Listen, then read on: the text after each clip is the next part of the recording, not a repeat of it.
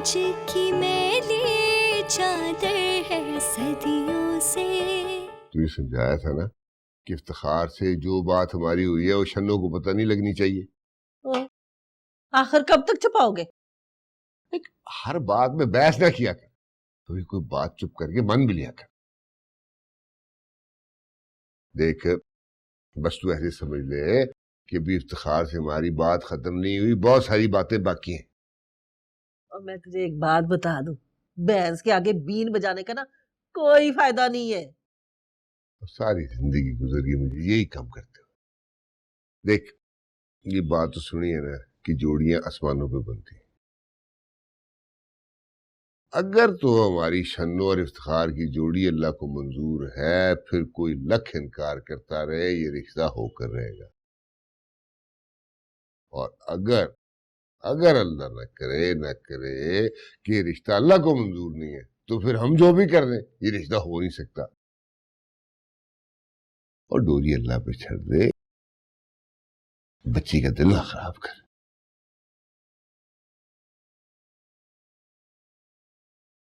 Iftikhar please बताओ मुझे, तुमने कितनी देर से सस्पेंड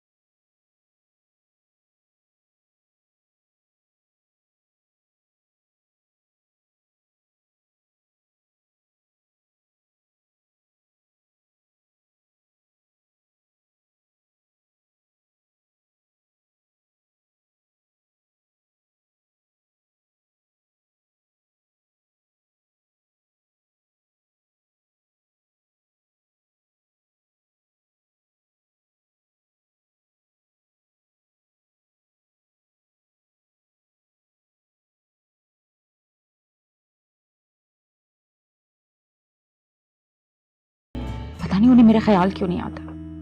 देखो वो रिवायतों के बंधन में बंधी हुई, उन्हें इस बात का भी खौफ है कि तुम्हारी शादी वो गैरों में करके अपने खानदान वालों को क्या मुंह दिखाएंगी। ये कोई बात हुई?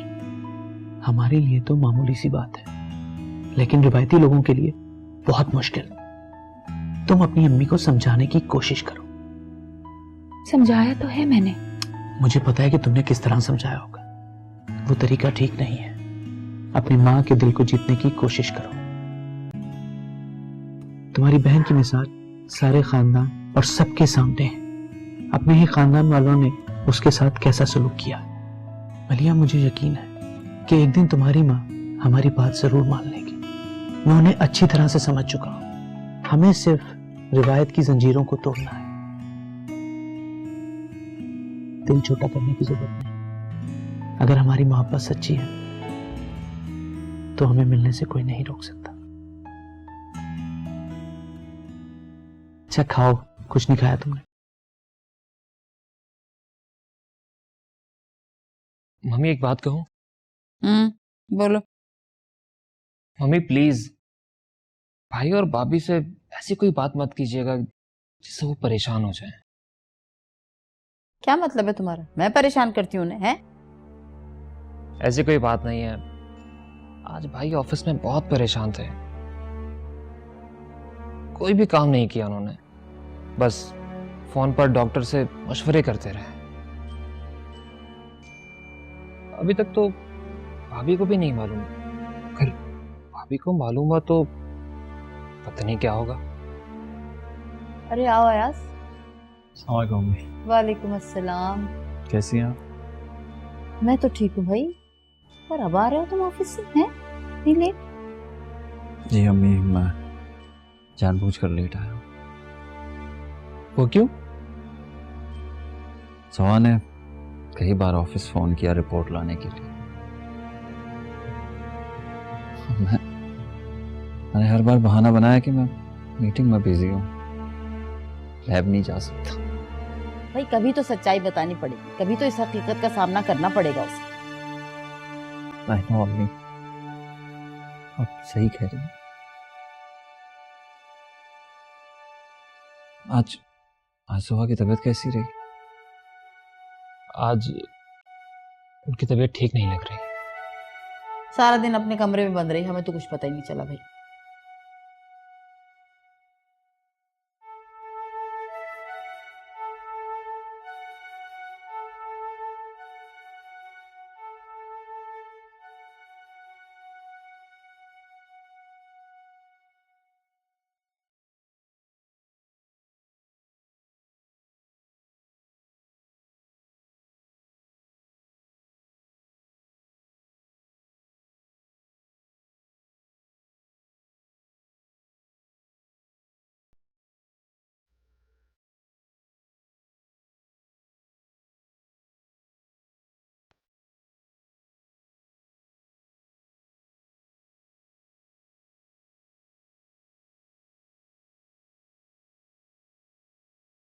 आप कब आए?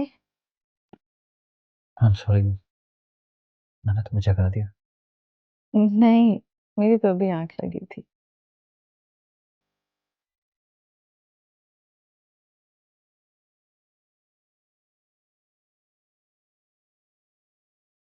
क्या बात है, आज आपको मुझ पे बहुत प्यार आ रहा है? क्यों? शौहर अपनी बीवी के सामने नहीं बैठ सकता? हम्म, लेकिन लगता है आज कोई खास बात है। आज तुम बहुत खूबसूरत लग रही थी। अच्छा, ये सूरज कहाँ से निकला यार? क्यों, तुम्हें मेरा यकीन नहीं आता? है।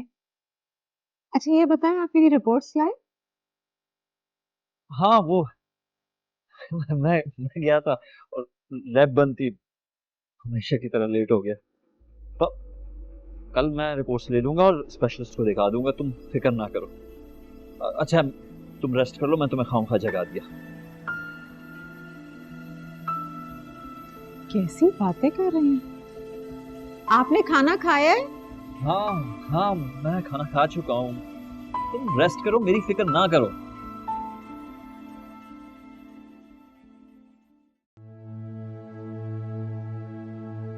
सारी आ जा पुत्र, खाना खा ले। मामा जी, ये आप क्यों खाना निकाल कर लाए? शन्नो का है? वो यार शन्नो कह रही है कि उसको भूख नहीं है, तेरी मामी के सिर में दर्द है, मुझे भूख लगी थी, मैंने शाम को रोटी खा ली, बस तू रह गया, तू आ जा। लेकिन मामा जी, मुझे बिल्कुल अच्छा नहीं लगा कि आप मेरे लिए खाना लेकर आए। उसमें ऐसी क्या बात? जब तू छोटा था तो मेरी गोदी में बैठ के खाता था ना मेरे हाथों से, तो अब क्या हो गया? और फिर तू जो इतनी खिदमत करता है, मैं जो ले आया हूं तो कोई बेइज्जती थोड़ी। अच्छा, शन्नो है कहाँ? पता नहीं, कह रही थी दिल घबरा रहा है, शायद नीचे जाके बैठी होगी खुले में। अच्छा, मैं अभी आता हूँ। वो खाना तो खा लेता।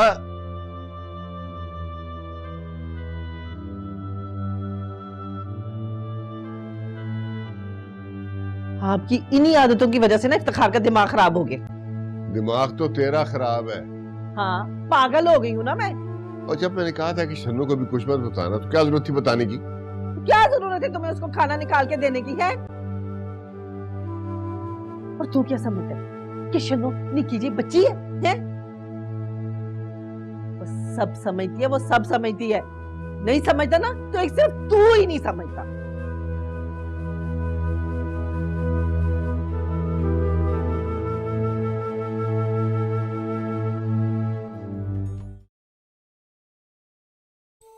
शन्नो, मुझे वजह तो बताओ कि तुम मुझसे नाराज क्यों हो? अगर मुझसे कोई गलती हो गई है तो मैं उसकी माफी मांग लेता हूँ। ना गलती तो हमसे हुई है, जो आस लगाकर आपके पास आ गए। वो गलती नहीं है शन्नो, ये तुम्हारा अपना ही घर है। यही तो गलतफहमी थी जो आपने दूर कर दी। अच्छा, तुम इस बात पर नाराज हो कि मैंने शादी करने से मना कर दिया? शन्नो, मेरा हरगिज मकसद तुम्हें हर्ट करने का नहीं था। तुम तो बहुत अच्छी लड़की हो। खुशकिस्मत होगा वो इंसान जिसकी तुमसे शादी होगी। मैंने तो सिर्फ शादी से इसलिए इनकार किया है कि मैं अभी सेट होना चाहता हूं। नहीं एक बात बताएं, ये बहाने क्यों करते रहते हैं? साफ साफ क्यों नहीं बताते कि उस मलिया को पसंद करते हैं आप?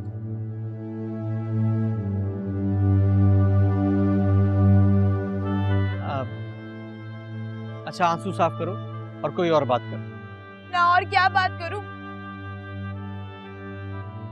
देखिए मेरी बात सुने, अगर उस मलिया को पसंद करते हैं ना तो साफ साफ मुझे आज ही बता दे।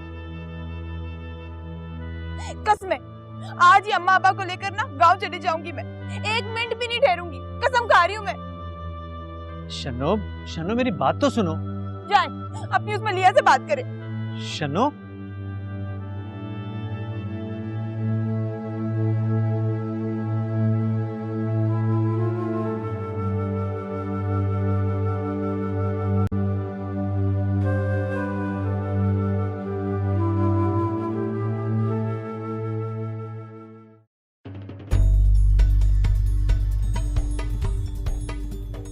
शिराज, मुझे एक बात तो बताओ। जी मम्मी। ये जो जोहा को मर्ज है, ये 1-2 दिन का मर्ज तो नहीं। वही अल्लाह बेहतर जानता है। अल्लाह ताला ने हमें कुछ अकल भी दी है सोचने के लिए। आप कहना क्या चाहती हैं? यही कि ये मर्ज इसका बहुत पुराना है। भाई हो भी सकती है, भाभी तो काफी अरसे से बीमार हैं। हो भी सकता नहीं, यही बात। और ये बात उन लोगों ने हमसे छुपाई। अगर उनको मालूम था तो इसका इलाज कराती।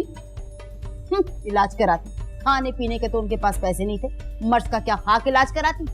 पता भी है कितना खर्चा होता है इस पर। हाँ, लाखों रुपए खर्च होते हैं इस पे। नहीं बच्चे, सिर्फ लाखों रुपए नहीं, पूरे के पूरे घर बर्बाद हो जाते हैं।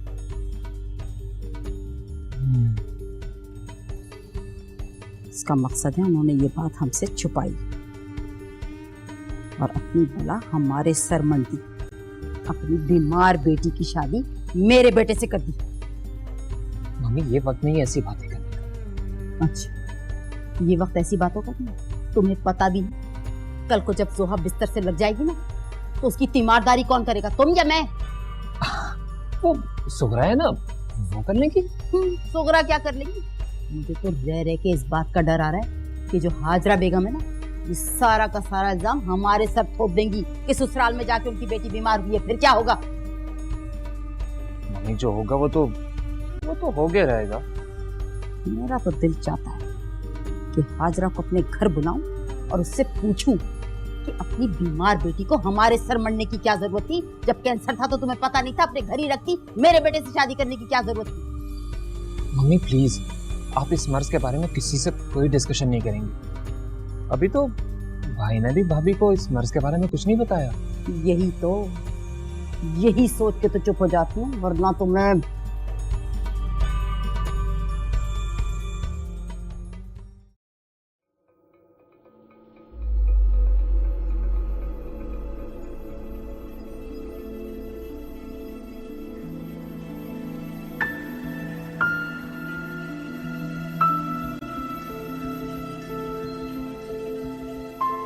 मलिहा, बेटा तुम फिर अंदर आकर बैठ गई हो। सुबह तक तुम्हारा मूड बहुत अच्छा था, अब फिर अचानक क्या हो गया?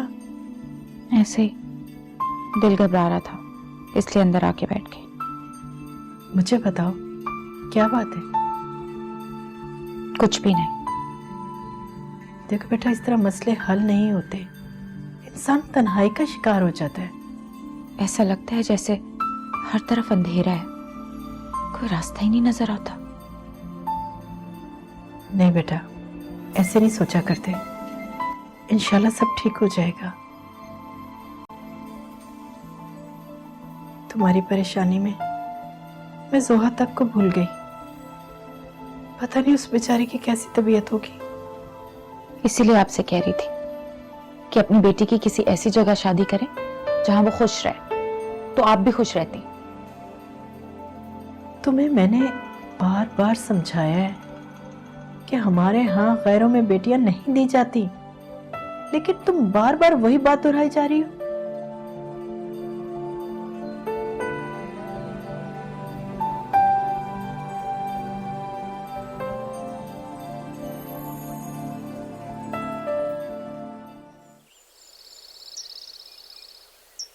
मामा चाय तो और लें। चलो पी लेते हैं चाय। वो शन्नो के अब्बा, मैंने रात को अपने और शन्नो के कपड़े तो सूटकेस में रख दिए, अब आप भी दे दो ताकि वो भी मैं रख दूं। तो क्या आप लोग वापस जा रहे हैं? वो स्टेशन भी तो जाना है ना, अभी टिकट है बुक कराने के लिए। लेकिन मामी जी, मैं आप लोगों को इस तरह वापस नहीं जाने दूंगा। ओ पुत्र जी, तुमने ना हमारी ना बड़ी इज्जत कर ली, बड़ा ख्याल रख लिया, तुमने ना अपना हक अदा कर दिया, अब जाने दे हमें। अब मामा जी आप ही समझाए ना मामी जी को। जा तू शन्नू की मान जा, अब बात कर लेंगे। क्यों जी, मैं अपने दिल में ना कोई बात नहीं रखती, मुझे इसकी बात से जो तकलीफ पहुंची है ना, वो तो मैं इसको बता के ही रहूंगी। मामी जी मेरे ख्याल में आपने मेरी बात का गलत मतलब ले लिया है। रहने दे पुत्र, मैं सब कुछ समझती हूँ। हम तो तुझे अपना बेटा समझते थे, हमें क्या पता था कि हमारा पुत्र ही हमारे लिए गैर हो जाएगा। मैं आज भी आप लोगों का ही बेटा हूँ, मैं कैसे इस बात का आप लोगों को यकीन दिलाऊं? हाँ पुत्र, जो रिश्ता हमारा है वो खून का रिश्ता है, और खून के रिश्ते तो खत्म नहीं होते। कभी सोचा ही नहीं था पुत्र कि तू हमें इनकार भी कर सकता है। हाँ पुत्र, जो रिश्ता हमारा है वो खून का रिश्ता है, और खून के रिश्ते तो खत्म नहीं होते। बस वो पुत्र हमें एक ख्वाहिश उम्मीद थी कि हमारी रिश्तेदारी और गहरी होगी, तू हमारा दामाद बन जाएगा। कभी सोचा ही नहीं था पुत्र कि तू हमें इनकार भी कर सकता है। अब तुम जब हमारे साथ रिश्ता रखना ही नहीं चाहते, तो फिर हमारा यहाँ रहने का फायदा क्या है? देख, हम दोनों तो मर्द है ना, मर्द जात ऐसी बातों को समझती भी है, बर्दाश्त भी कर लेती है, मगर औरतों के दिल ना छोटे होते हैं, नरम होते हैं। ये बेचारियां बस रोना शुरू कर देती हैं। तेरे इनकार का शन्नू ने ना बड़ा ज्यादा ही असर ले लिया। मैं तो डर रहा हूँ बीमार ही ना हो जाए। मामा जी शन्नू को मैं समझा दूंगा, लेकिन उससे पहले आप लोग तो अपनी नाराजगी खत्म कीजिए। अगर आप लोग इस तरह गांव वापस चले गए तो मैं अपने आप को कभी माफ नहीं कर पाऊंगा। अब बस पुत्र जी, रहने दे तू, अब हमें ना और हौसला नहीं है बर्दाश्त करने का। अभी हमें गांव जाके शन्नू का रिश्ता भी तो तलाश करना है, टाइम नहीं है हमारे पास अब। मामी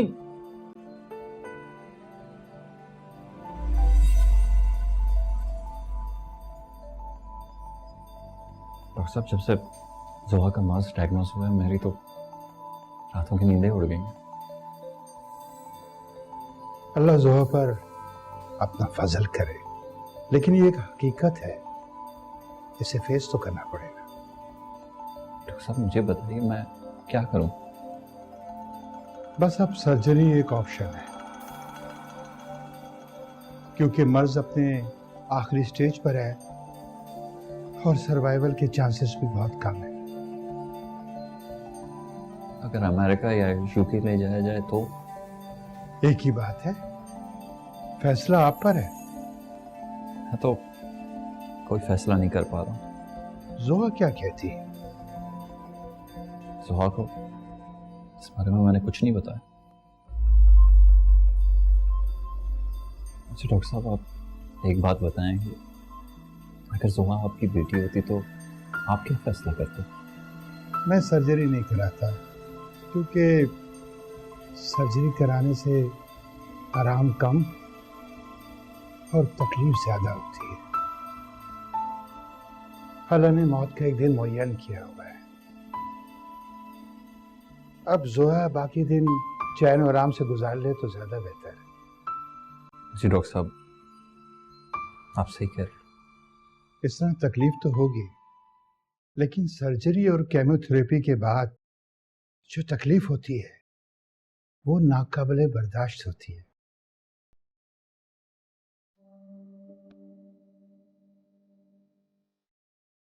खास आज तुम्हें दफ्तर जाना ही नहीं कोई? नहीं मामा जी, आज तबीयत कुछ ठीक नहीं है। हाँ, फिर मैं तेरी परेशानी समझ सकता हूँ। वो मामा जी, आपने मामी जी को तो समझा दिया है? समझाने की कोशिश ही की है। तुझे तो पता है ना अपनी मम्मी का, जब उसको गुस्सा एक बार चढ़ जाए तो फिर आगे आ गई। तो मामा जी, मैं बहुत शर्मिंदा हूँ।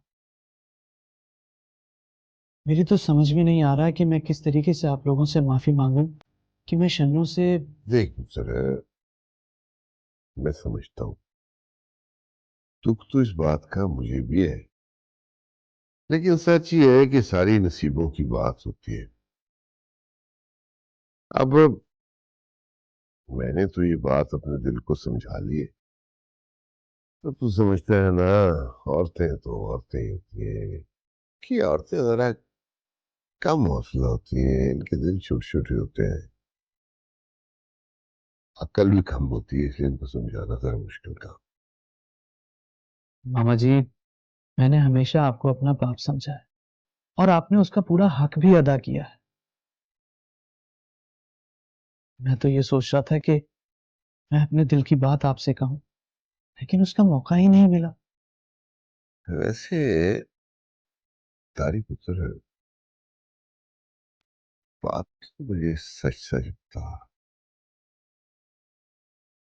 शन्नू के रिश्ते से इनकार करने की असल वजह है क्या? देखिए, मैं इसलिए जानना चाह रहा हूँ ताकि फिर मैं इस बात को ठीक से समझ सकूं कि मैंने शन्नू के मुस्तकबिल के लिए क्या करना है। मामा जी, ये बात मैं सिर्फ आपको बता रहा हूं, आप मामी जी से मत कहिएगा। मैं मैं मलिहा को पसंद करता हूं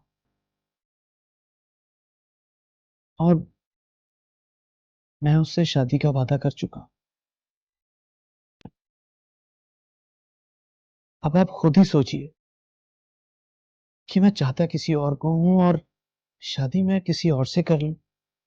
मामा जी, मैं जानता हूं कि आपको मेरे इस फैसले से बहुत दुख पहुंचा होगा, लेकिन आप तो जानते हैं मामा जी कि हर इंसान का अरमान होता है। अपनी शादी के लिए उसने तरह तरह के ख्वाब देखे होते हैं। मलिया बहुत अच्छी लड़की है, बिल्कुल मेरी सोच के मुताबिक, मेरे ख्वाबों की मरकत। इसका हरगिज मतलब ये नहीं है मामा जी कि खुदा ना खास्ता शन्नू में कोई बुराई है या कमी है। शन्नू के साथ मेरा बचपन गुजरा है, मेरी जवानी गुजरी है, और मैंने हमेशा शन्नू को अपनी बहन की नजर से देखा है। अगर मैं मलिहा से शादी करता हूं तो ये फरीजा भी आप ही ने अदा करना है। जिस तरह आपने मुझे पाला पोसा पढ़ाया लिखाया, इसी तरह आपने अपनी बहू भी लेकर आनी। ये रिश्ता मलिहा की माँ को मंजूर है? ये उसने खुद मुझे एक दफा कहा था कि उनके खानदान के रस्म रिवाज बड़े सख्त हैं और वो लोग सिर्फ अपने बरादरी वालों में ही रिश्ते करते हैं, बाहर तो बिल्कुल भी नहीं करते। फिर वो तुझे अपना दमाद बनाने पे कैसे मान जाएगी? अभी तो मैंने अपनी ख्वाहिश जाहिर की है, ये फैसला तो आप बुजुर्गों ने करना है। और मामा जी, आपने मेरी वकालत भी करनी है। प्लीज मामा जी।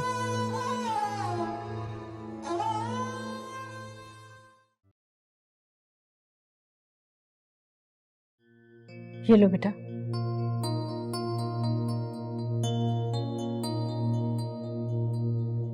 क्या बात है बेटा, अकेले आए हो? सुहानी आई साथ? मैं एक्चुअली आंटी, मैं ऑफिस गया हुआ था, वहां से हॉस्पिटल, फिर सीधा आपके पास आ रहा हूँ। जोहा की तबीयत कैसी बेटा? क्या बात है बेटा? आप मलिया नजर नहीं वो अभी भी स्कूल से आई है, ड्रेस चेंज कर रही है। मलिहा, मलिहा, लो आ गई। अस्सलाम वालेकुम अयाज भाई। कैसी हो मलिया? मैं बिल्कुल ठीक हूँ, आप कैसे हैं? अयाज बेटा, क्या मसला है? क्यों इतने परेशान हो? मुझे बताओ। आंटी, मुझे कुछ समझ में नहीं आ रहा कितना मैं आपसे ये बात किस तरह कहूं। मुझ पर हिम्मत नहीं है। अयाज भाई, आप तो इतने बाहिम्मत इंसान हैं, आपकी आंखों में आंसू।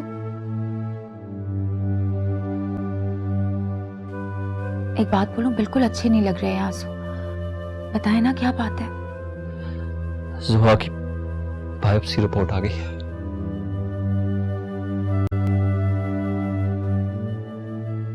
उसे कैंसर है।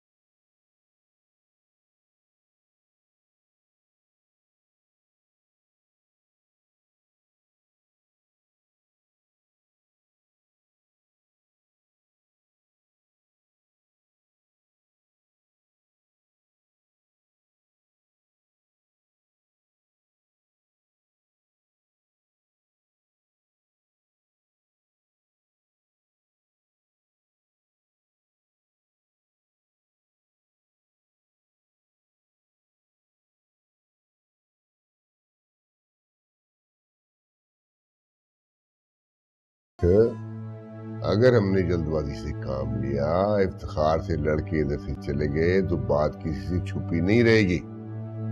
उधर पिंड में हमारी बिरादरी में दोस्त कम है, दुश्मन ज्यादा हैं। उनको जब हमारी नाकामी का पता चलेगा ना, तो वो खुशी से ढोल बजाएंगे। तो यहाँ रह के भी हम क्या करें? इफ्तिखार उस लड़की के साथ इश्क लड़ाता रहे और हम बुत बनकर बैठ के देखते रहे।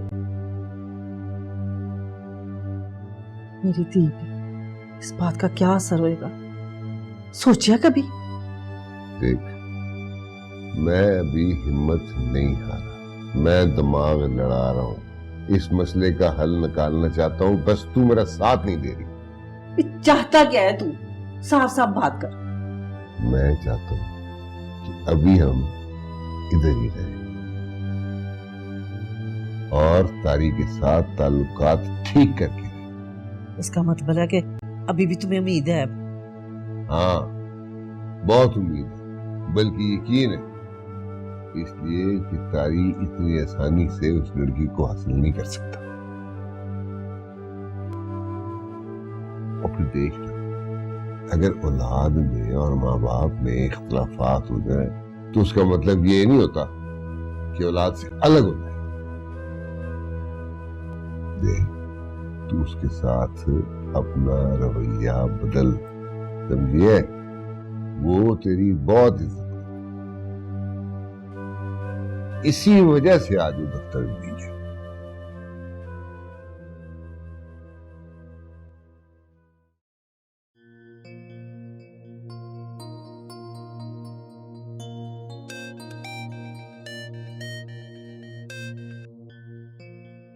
हेलो अम्मी, अस्सलाम वालेकुम। वालेकुम अस्सलाम बेटा। आज मैं सोच ही रही थी कि मैं आपको फोन करूं। हाँ बेटा, मेरा भी बहुत दिल चाह रहा था तुमसे मिलने के लिए, पर क्या करूं, वो मलिहा जॉब पर जा रही है ना, तो घर के सारे काम मुझे करने पड़ते हैं। अम्मी आपकी तबीयत तो ठीक है ना? हाँ बेटा, वो बस मुझे तुम्हारी फिक्र लगी हुई थी। बस वैसे ही है, अयाज के पास टाइम ही नहीं होता कि मेरी रिपोर्ट्स लेकर आए। हेलो हेलो अम्मी, आप मेरी बात सुन तो रही है ना? हाँ हाँ बेटा। बस वो कह रहे थे कि आज जरूर ले आएंगे। तुम बेटा अपना ख्याल रखना, कोई फिक्र ना करना। दुख बीमारी तो जिंदगी के साथ साथ चलती है, और फिर हर बीमारी का कोई इलाज भी तो होता है ना।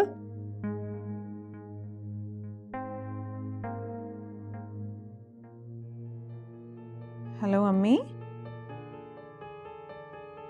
अम्मी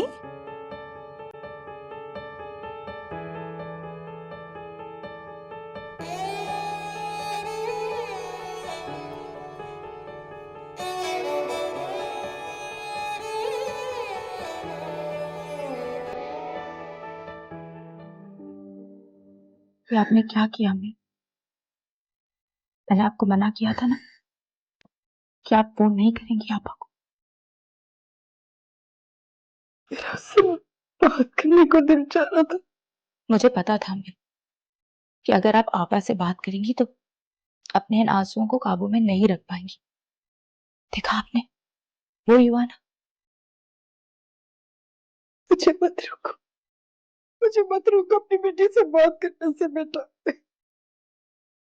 अम्मी, आपको आपकी बेटी से बात करने से कोई नहीं रोक रहा है, लेकिन आपने देखा, आपने आपा को परेशान कर दिया ना। अच्छा नहीं किया आपने। तुम उसे फोन करो, तुम पता करो वो किस हाल में। अम्मी, पहले अयाज भाई को आपा को बता लेने थे, फिर आप बेशक उनसे मिल लीजिएगा, ठीक है?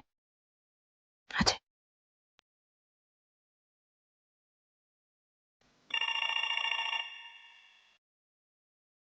आपा का फोन होगा। तो फोन सुनो ना बेटा। नहीं अम्मी, मुझ में हिम्मत नहीं है इस वक्त फोन अटेंड करने की।